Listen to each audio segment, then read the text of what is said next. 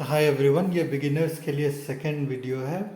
XRP की strategy हम लोग डिस्कस करें तो फर्स्ट वीडियो में हम लोगों ने एक बेसिक बायनोमियल मॉडल पर हम लोगों ने एक स्ट्रैटेजी डिस्कस की।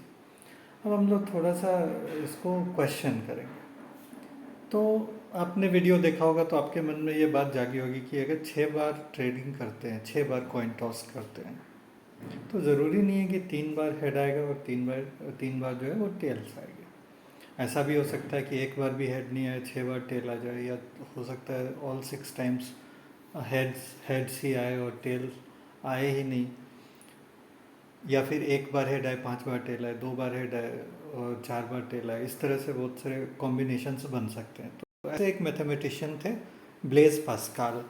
तो ब्लेज पास्कल एक फ्रेंच मैथमेटिशियन थे जिन्होंने बहुत इसको स्टडी किया, प्रोबेबिलिटी के बाइनोमियल्स को उन्होंने बहुत स्टडी किया, और उसमें बहुत सारे उन्होंने ऑप्शंस ऐसे उसके उनके कोएफिशिएंट्स को उन्होंने एक्सपैंड करके बहुत सारे ऐसे ऑप्शंस आइडेंटिफाई किए और एक ट्रायंगल बनाया जिसको हम लोग पास्कल्स ट्रायंगल कहते हैं, जो कि एक ट्री जैसा दिखता है जिसमें बाइनोमियल ऑप्शंस को इस तरह से एक्सपैंड करते हैं कि एक बार कॉइन टॉस होता है तो उसमें 0 1 ऐसे 2 पॉसिबिलिटीज़ हैं, और अगर हम 2 बार कॉइन टॉस करते हैं तो हो सकता है एक बार हेड आए, हो सकता है 2 बार हेड आए, हो सकता है एक बार टेल आए, हो सकता है 2 बार टेल आए।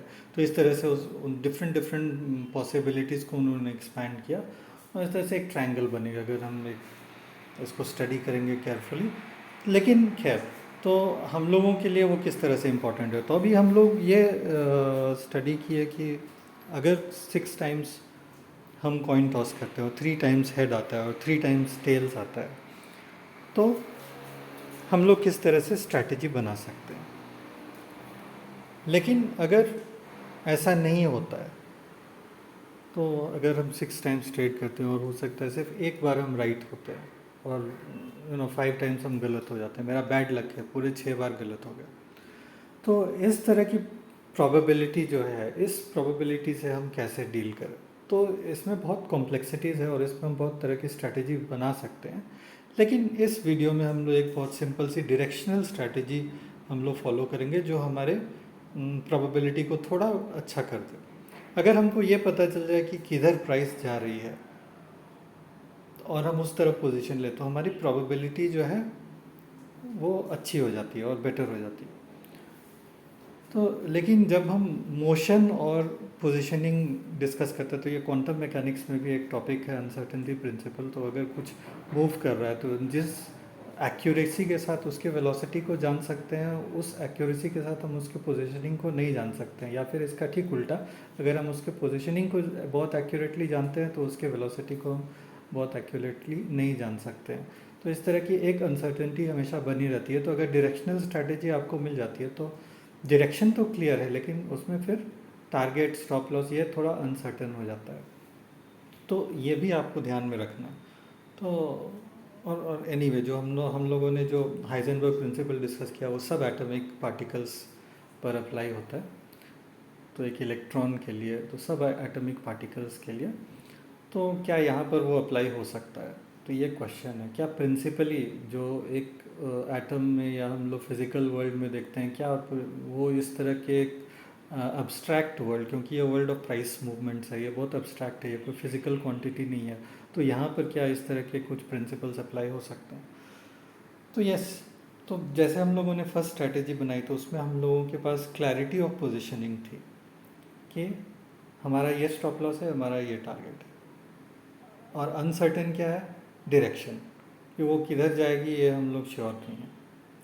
उस स्ट्रैटेजी की एडवांटेज क्या है कि हम अभी एक पोजीशन ले सकते हैं और बस हम अपना स्टॉप लॉस और टारगेट जो है वो सिस्टम में डाल के छोड़ देंगे। हम लोगों को फिर उसके बाद देखने की ज़रूरत नहीं, या तो एक ट्रिगर हो जाएगा या दूसरा ट्रिगर हो जाएगा, हम अपने काम में लग जाएंगे, हमको ये इसी के पीछे नहीं भागना पड़ेगा।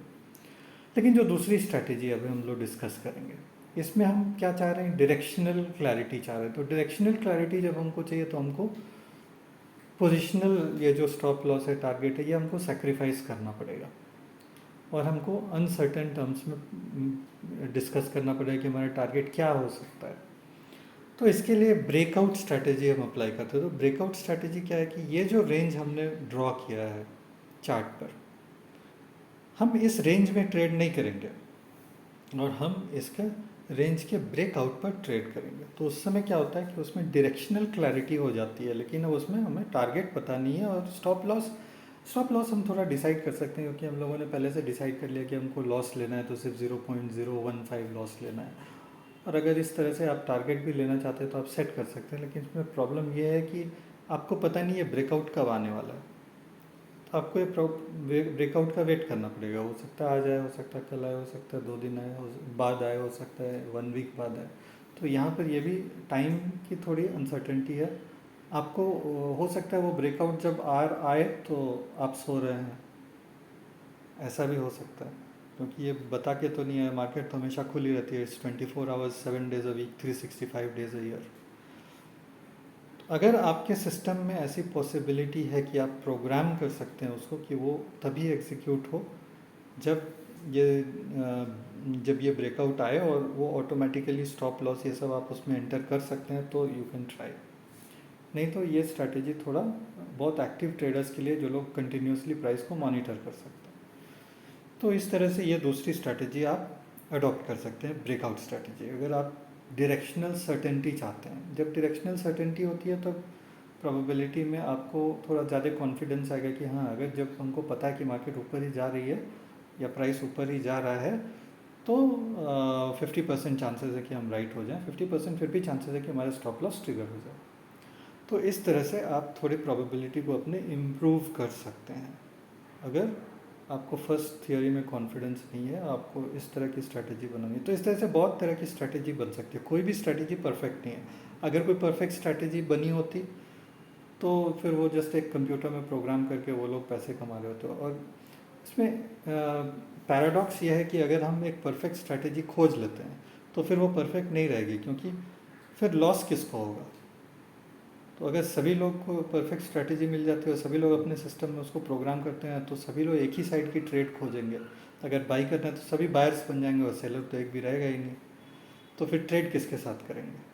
तो ये एक पैराडॉक्स है कि जब हम एक साइड में एक परफेक्शन खोजते हैं तो फिर वो मिलेगा ही नहीं। वो एक यूटोपिया है जो कि हो ही नहीं सकता है, संभव ही नहीं है। तो इस तरह से आप बहुत सारी स्ट्रैटेजी आप एक एक करके बना सकते हो, और जो स्ट्रैटेजी आपके लिए अच्छा काम करते हैं आप उस स्ट्रैटेजी को अडॉप्ट कर सकते हो। So you can try this as well. Best of luck.